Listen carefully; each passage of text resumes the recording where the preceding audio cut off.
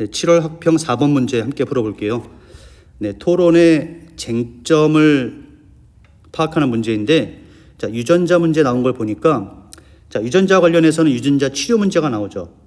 유전자 치료는 크게 체세포 유전자 치료와 생식세포 유전자 치료로 나눠지는데, 자, 항상 여기서 쟁점이 되는 부분은 어떤 사람들은 체세포 유전자 치료만 허용해야 한다는 입장이 있고, 또 어떤 사람들은 체세포 유전자 치료와 생식세포 유전자 치료를 함께 모두 허용해야 한다는 입장으로 엇갈립니다.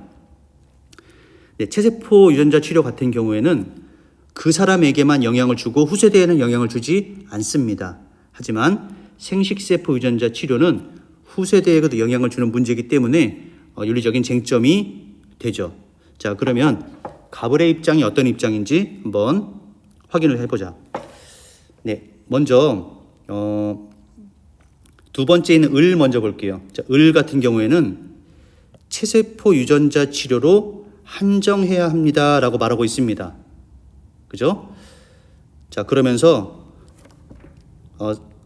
생식세포 유전자 치료 같은 경우에는 다음 세대의 동의를 얻지 않는 행위고, 그렇기 때문에 미래 세대가 그들의 신체에 관한 자기 결정권을 침해당합니다. 그렇기 때문에 바람직하지 않습니다. 따라서 을은 어떤 입장이야? 그렇죠.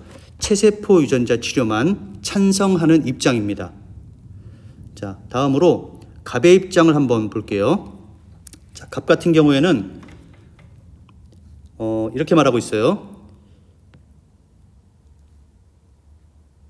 유전병의 대물림을 예방하여 오히려 다음 세대가 더 나은 삶을 살게 합니다.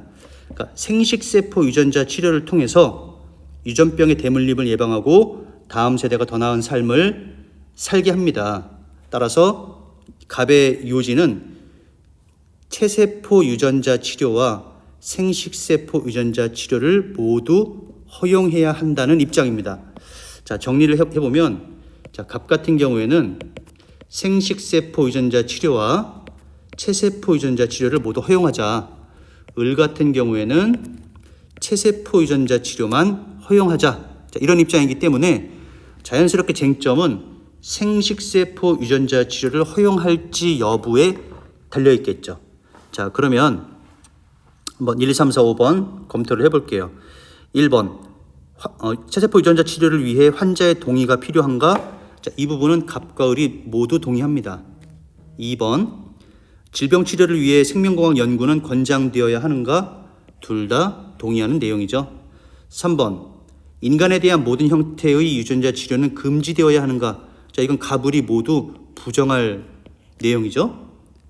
4번, 환자의 고통을 덜어주기 위한 체세포 유전자 치료는, 자, 둘 다 동의하는 부분이기 때문에 쟁점이 될 수가 없습니다. 5번에 보면 생식세포 유전자 치료는 정당한가? 자, 이 질문에 대해서 갑은 그렇다, 을은 아니오니까, 자, 5번이 쟁점이 됩니다. 자, 유전자 치료 관련 이런 토론의 핵심 쟁점을 찾는 문제는 늘 대부분의 경우에 생식세포 유전자 치료와 체세포 유전자 치료를 둘 다 허용할 것이냐, 아니면 체세포 유전자 치료만 허용할 것이냐. 자, 이것이 늘 쟁점이 되기 때문에, 자, 이런 뼈대를 기억한 상태에서 조금씩 응용되는, 자, 그런 문제에 대비를 잘 해줄 것을 부탁을 드릴게요. 자, 그럼 모두 수고했어요. 안녕.